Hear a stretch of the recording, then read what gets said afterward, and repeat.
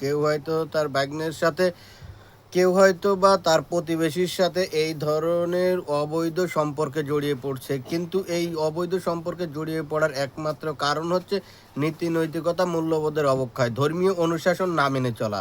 কারণ মানুষ প্রতিনিয়ত তার ধর্ম থেকে বিচ্ছিন্ন হয়ে যাচ্ছে। কেউ কোনো ধর্মিক বা ধর্মীয় ব্যক্তি কখনোই এই ধরনের কাজের সাথে লিপ্ত হতে পারে না।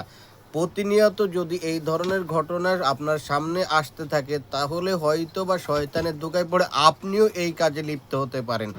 কারণ এটাই হচ্ছে বর্তমান বাস্তবতা। যারা প্রতিনিয়ত এই ধরনের কর্মকাণ্ডর সাথে জড়িত এবং সেগুলি আবার আর সোশ্যাল মিডিয়ায় ছড়িয়ে দিচ্ছে, নিজেদের কথা নিজেরাই বলতেছে এবং গর্বের সাথে বলতেছে, এই ধরনের ঘটনাগুলি আমাদের সমাজে এখন ব্যাপকভাবে দেখা যাচ্ছে।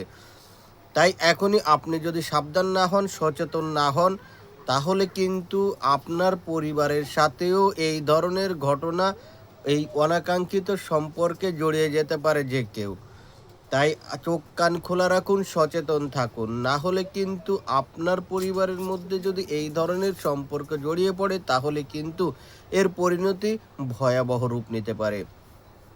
সমাজে প্রতিনিয়ত এই ধরনের সম্পর্কগুলি কেন বেড়ে যাচ্ছে? কারণ আমরা এর সঠিক বিচার করতে পারছি না। আমাদের যদি এর সঠিক বিচার করার ব্যবস্থা থাকতো, তাহলে অবশ্যই এগুলি বন্ধ করা সম্ভব হতো।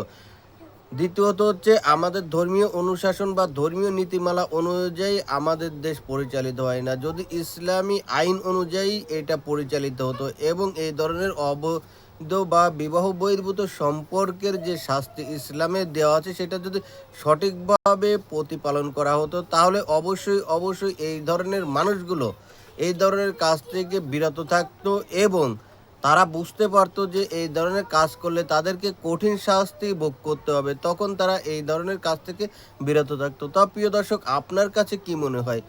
এই কথাগুলো কি বাস্তব নাকি অবাস্তব? তা অবশ্যই কমেন্ট বক্সে লিখে জানাতে পারেন এবং এই ধরনের সম্পর্কের সাথে আপনার কি মতামত সেটাও জানাতে পারেন। তো দেখা হচ্ছে পরবর্তী ভিডিওতে। সে পর্যন্ত ভালো থাকুন, সুস্থ থাকুন। আল্লাহ হাফেজ।